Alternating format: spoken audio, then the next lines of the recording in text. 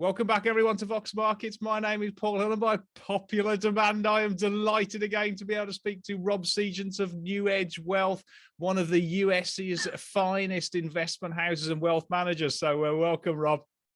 Hey, great to be here, Paul. Yeah, well, I'm not sure the markets are too happy at the moment. We've seen that major sell-off really since the 1st of January over the last 3 weeks, and it's accelerated the end of last week, and I think it's red again today, partly on the back of sort of a steepening yield curve, fears over central bank tightening, and more recently sort of geopolitical concerns in Russia and the Ukraine. What's your sort of outlook broadly for equities now in 2022?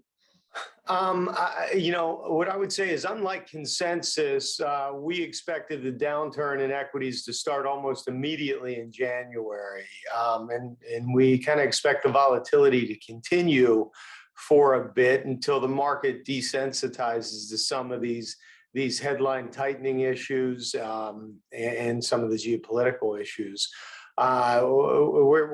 We have to realize that we're just starting the central bank tightening cycle, and on the back end of some economic recoveries, and it's been done in a synchronous fashion, and that's I think both during the pandemic, as it was synchronous liquidity coming into the system, and then on the backside of the pandemic, as we're dealing with inflation, it is truly unprecedented. And going into the year, we expected it was going to be a stock pickers environment, right? And so we're opportunistically adding to the names we like. And I'd say, we have always been both market investors as well as single stock investors. And I think from a market perspective, we're less interested in owning some of the broad equities, although we still think U.S. equities can deliver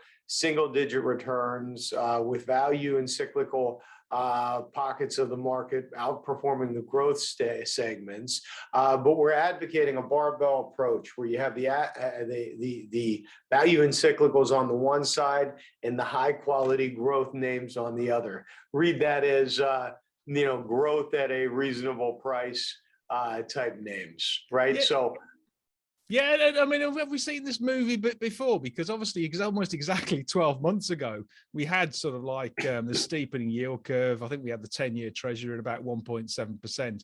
But all in all, after a volatile first quarter or first 4 or 5 months, certainly big cap, mega sort of like, tech sort of stabilized, etc. And then it was all off to the races again towards the back end. Are we seeing a similar sort of movie, but with slightly different sort of like cogs? Yeah.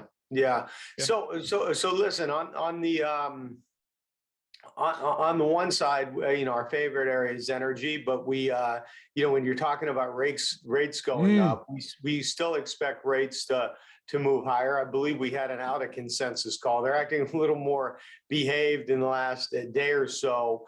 Interest rates, that is the 10-year, as markets have become a little more volatile. But we've kind of expected interest rates to move up probably north of 2%, somewhere north of 2% by year end. We kind of thought that would happen more quickly.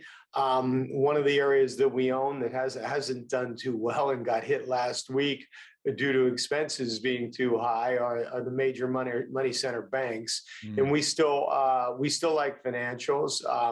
We like them because we think interest rates are going to continue to go up and loan growth is going to continue to accelerate.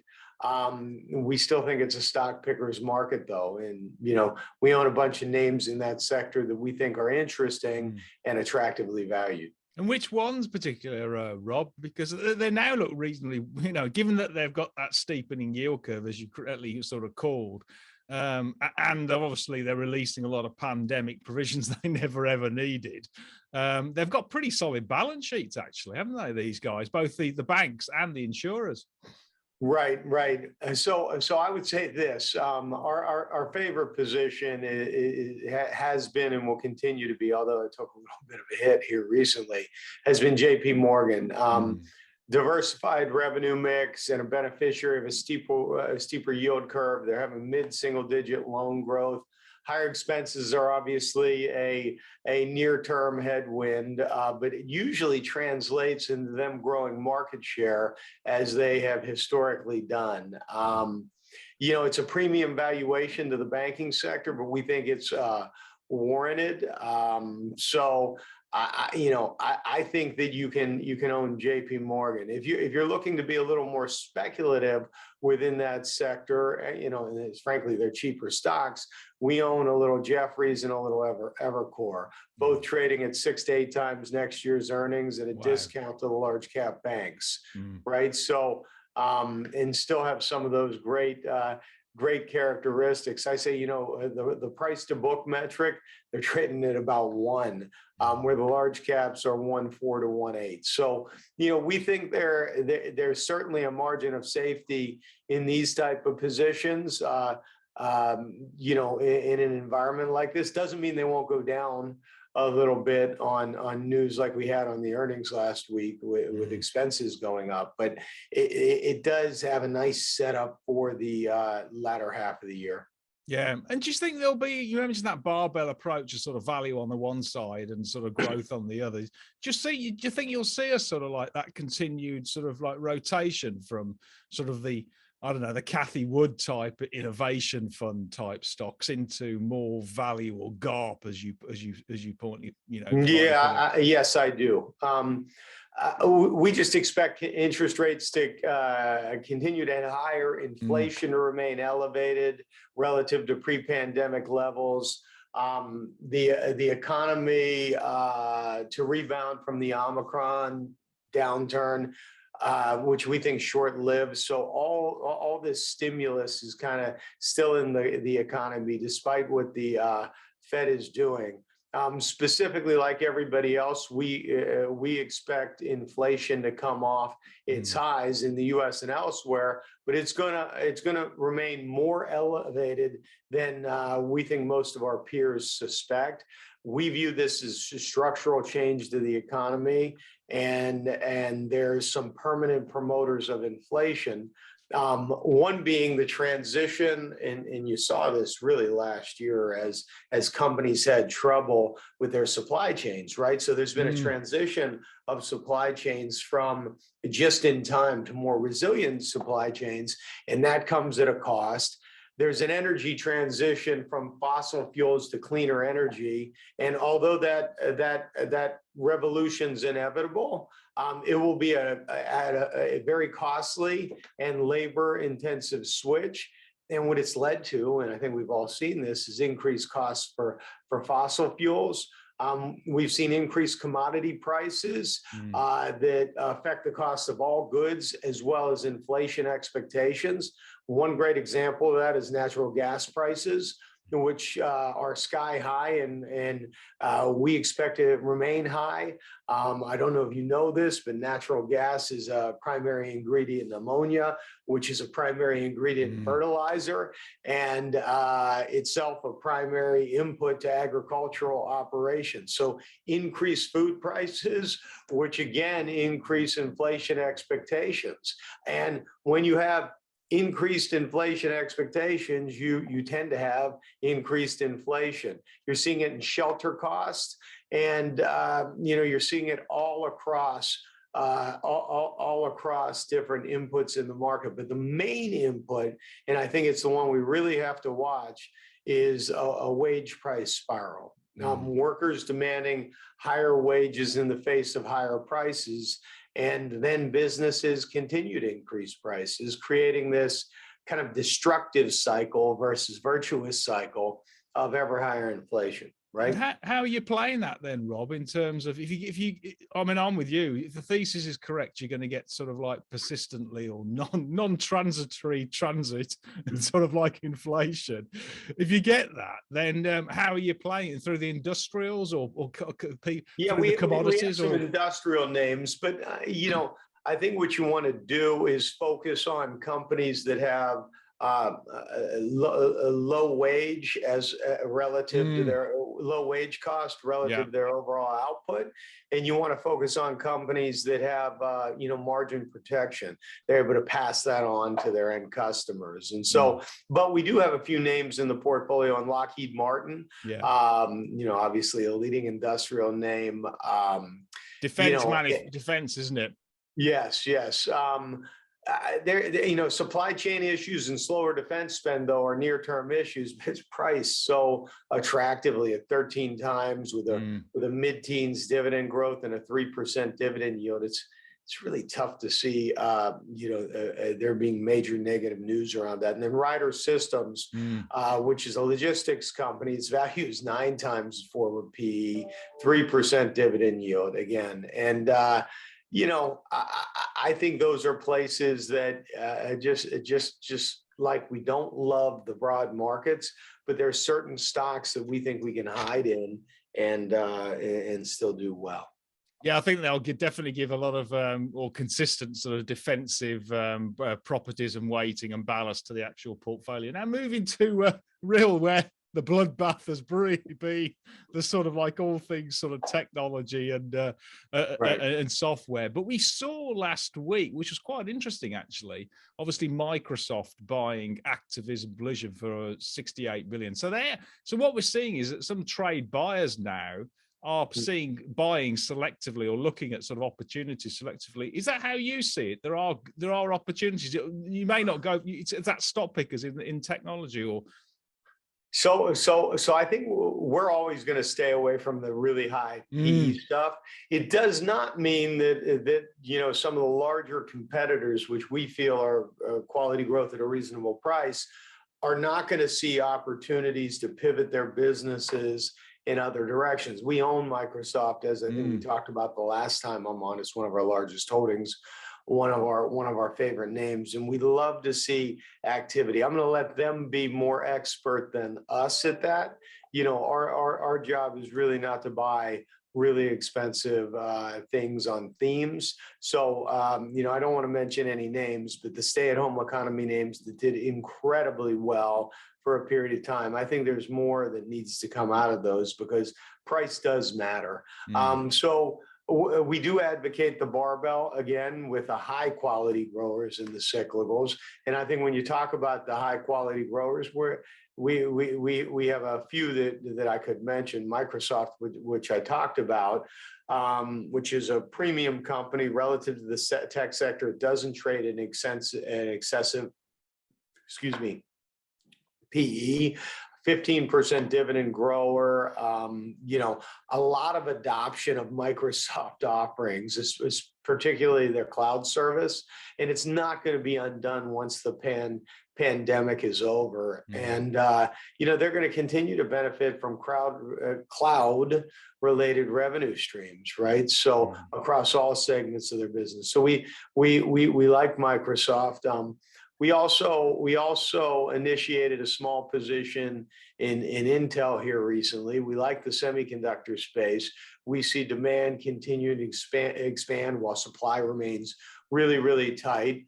Intel is in nearly every end market, from industrial to cloud to networking, PCs, consumer, even gaming. So it trades at a PE of 10.6 times and really 8% dividend growth, kind of stable company.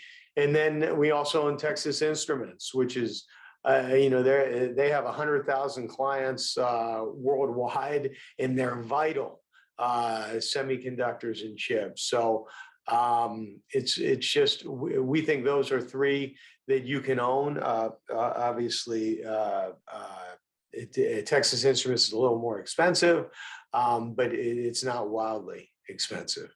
Yeah, they are real sort of like your classic GARP, aren't they? If you look at it particularly on a PEG ratio, they're very, very cheap, no doubt about it. And the whole sector is benefiting, both Microsoft on the software, but on the chip side, of secular tailwinds that frankly are not going away after the pandemic turns to an endemic. Now, moving to all things emerging markets. This is one of the cheapest areas in the whole world, particularly if you've got a sort of like a thick skin and prepared to dip your toe in places like China. What's your sort of like view of these areas that have scared the monkeys out of a lot of other people. Well, and it's reflected in the price, as you said. So I think it's helpful to frame our view on emerging markets, beginning with our view on the dollar. Yeah. Excuse me. Good point. Yeah. The consensus view on the dollar is it's going to strengthen because the Fed's the most hawkish of all central banks, and the money's going to flow to a relatively high risk-free rate, right? We believe that the rebound in the world economic growth relative to the U.S. will weaken the dollar because we think that the rebound ex-U.S. will be larger than expected, and that higher growth will pull investment away from the U.S. and into the other faster growing regions. So we do think there's going to be a out of consensus view relative to the dollar. Our rationale for higher expected growth in EM hinges on a few premises. One, that EMs have had much lower vaccination rates than their developed market counterparts, and this has hurt their productivity thus far. But the pace of Omicron, has raged across the globe. It's increased infections and therefore immunizations in these regions and could effectively inoculate large portions of the EM population and lead to a productivity boom that we don't think is fully appreciated by the consensus opinions. We know that it's going to be volatile. It's not going to be a straight line up. The other thing that I would say is to the extent that EMs have dollar-denominated debt, a weaker dollar allows them to pay back that debt at a lower cost, as we know. In addition, a weaker dollar will be helpful to EM because almost all commodities are priced in dollars. So a weaker dollar allows EM countries whose fortunes are more tied to the performance of commodities to fuel their manufacturing, to purchase higher quantities of commodities and fuel their manufacturing economies. Now, you mentioned China.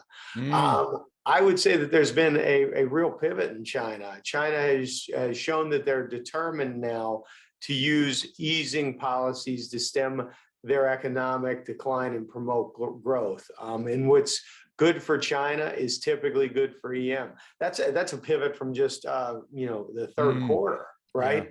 Yeah. And so while we think that it could be a rocky first quarter, because as we have some growth scares related to what's happening in the markets, and we're watching if that spills over into economic activity, which we don't think it necessarily has to. I think that you might have a better entry point. But certainly, we like EM relative to the U.S. and frankly, we like EM and international relative to the U.S. predominantly because we're price-based in investors. And once you kind of clear, and we believe global growth is going to remain intact. So as you clear this kind of environment that we're in today, we think that investors are going to go there. Now, in terms of how we're playing some of that, we're not buying EM really aggressively yet, but we are doing some things here in the U.S. that we think are interesting. EOG Resources, for example. Okay, yeah. EOG is a shale producer that offers really attractive valuation and 18% dividend growth. It's a standout in the energy sector. Disciplined CapEx management, low debt levels, and good returns on investment capital. And finally, when we look at them, they're a low cost producer with margin expansion. We think this accrues to free cash flow. So that is something we would do. I think if we were to go into EM, we partner. We're not EM managers. If you look at NewEdge, we're we are an allocator of capital, but we're also a manager of capital in some of the central assets. So we do U.S. quality growth and dividend income, but we tend to allocate to managers outside the U.S. Yeah. Just on China before we move off it, because given it's the world's biggest grower, should we say, or contributable to global growth, etc. Does it have to have a sort of like alongside a monetary pivot? does it also have to have a political pivot? Because it's adopted this really belligerent zero COVID policy on a political sense out of Beijing. And given we've got Omicron, it's probably unsustainable. So to actually be able to execute against the monetary pivot that they're actually progressing, they're probably also going to have to actually pivot at least semi on their political policy in terms of that zero COVID. Yeah, well, what we've seen is that Xi and his party value stability, which should be a major supporting pillar there. I mean, you saw a major pivot, decreasing rates twice last week, and this is a sign that they're determined to keep economic growth strong. I would not be surprised to see a pivot on their stance related to the virus, given what we're seeing globally. I mean, I don't think you can ignore the fact that this virus is less virulent, and it's really turned over in the countries like the U.S., right, that have let it move through the system. So that policy is one that's very scary because it has the potential to raise inflationary pressures even further. Yeah. Okay, well, another area that's obviously been under a lot of pressure is all things consumer related. And what's your sort of like? It's a strange one to a certain extent, because consumer balance sheets, certainly for the working population, have never been stronger, both on your side of the Atlantic and this side of the pond as well. And but lots of consumer stocks actually over the last 6 months, or even the last 3, have been reacting really badly, particularly anything to do with sort of online consumer. What's your sort of general view of that area? It's funny. The consumer's in really good shape unless that consumer was taking a lot of their compensation and hit recently high levels, piling it into cryptocurrency. Yeah, right. Cathie Wood's portfolio. Yeah, there's been $1 trillion of vaporization of net worth, which is significant, right? So I would say we're a little worried about the consumer as inflation creeps higher. Right.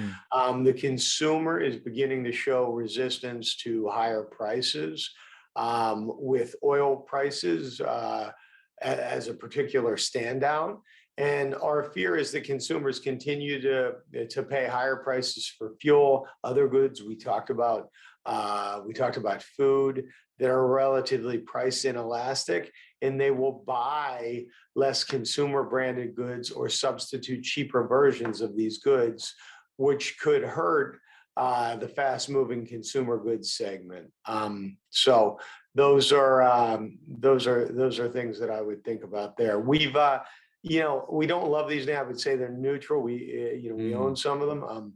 Coca-Cola, consumer staples name. I think brand name gives it competitive advantages and maybe even pricing power. Warren Buffett likes those guys, doesn't he? He's held them for years. Yeah. So you're in good companion there.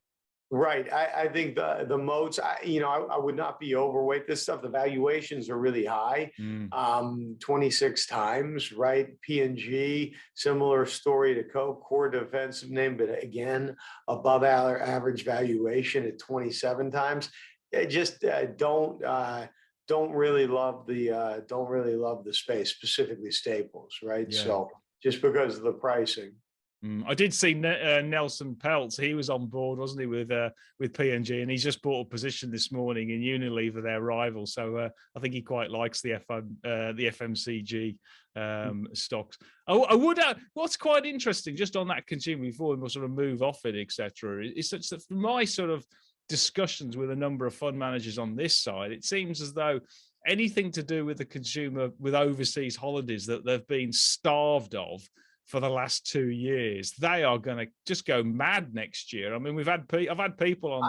I agree with that. That's more on the discretionary side of things. I know that doesn't make a lot of sense, but we're talking about price performance, right? Yeah, stocks, and it's all about the price you pay. So if we're worried in the staples area more because of price, I do think there's there's pockets of opportunity within discretionary. Yeah. And moving now to something a bit more sort of like with the defensive, the healthcare sector, that still seems to be surprisingly pretty cheap, actually. What's your sort of view on all things sort of medical? We like healthcare. We like Yeah. healthcare because the sector is trading roughly at 16 times. The S&P is trading 20 times. This is one of the steepest discounts to the broader market in history. Similar to staples, healthcare names are less affected by overall economic conditions. However, healthcare is also insulated from consumer level pricing decisions that we discussed for the staples names. And for that reason, we like healthcare more than staples. I would say that there's another tailwind as drug makers develop new drugs and technologies. It's impossible to know which innovations will succeed and which will fail. And so we're thinking in a more diversified way in the healthcare space. And another bigger trend that we're seeing, and it really, we're getting some expertise from our outside advisors on this, the convergence of biotech and tech in general. We think that's going to continue, and it's produce positive outcomes as it relates to growth and opportunity. So names that, that we own, Gilead, therapeutics for life-threatening diseases, great valuation. There needs some M&A to drive top-line growth, but there's lots of doors to open to create shareholder value at 11 times PE and 14% dividend growth, right? Yeah. We own Regeneron. We think that they're among the best companies out there. It goes beyond their COVID focus. Their therapeutic has seen mixed results against Omicron, but this is not really a COVID play. It's a quality company at an attractive valuation, again, trading at 11 times next year's earnings. So we have a quantitative framework with how we look at the stocks we own, and it scores highly in all our models on valuation, earnings quality, and free cash flow yield. And then finally, Pfizer, 10 times forward. Yeah. You can buy Pfizer at 10 times versus the S&P at 21 and change or whatever it is today. It's just the efficacy of Pfizer's products against the evolving COVID landscape, and this is just a phenomenal company. Yeah, no, I think it's definitely proved it. What would be that one example? When you talked about sort of dovetailing tech with biotech, what sort of like, what areas are you thinking of? Is it sort of AI into sort of drug discovery, that sort of? It's everything that we saw when we were watching the development of the COVID drugs. I mean, the pace at which we were able to do that was remarkable because of technology, right? And I think there's a lot more of that. I will tell you that our company is not expert in that. That's another area where we allocate out in specific verticals with some hedge fund managers and some very idiosyncratic managers that are absolutely surgical and focused on that space. Right, brilliant. Okay, and is it just finally then, is there anything that you've talked about? Obviously, you'd be underweight or neutral on the consumer, etc., and you're not going anywhere near sort of like the Icarus type of high flying stocks, or actually they've come down a bit, the Pelotons and the Zooms, etc.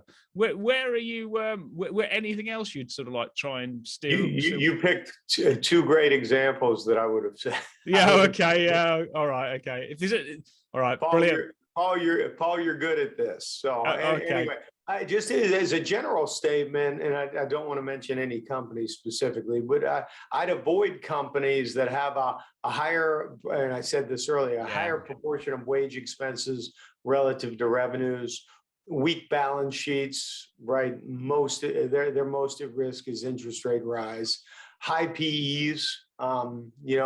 I'd avoid the super high growth areas, the tech sector, as those are long duration assets and really exposed to rising interest rates. And, I think there's opportunity here with the right investors, but I'm still nervous about the office REIT segment, and how long that takes to recover, which is new habits forming and then possibly new variants coming all the time.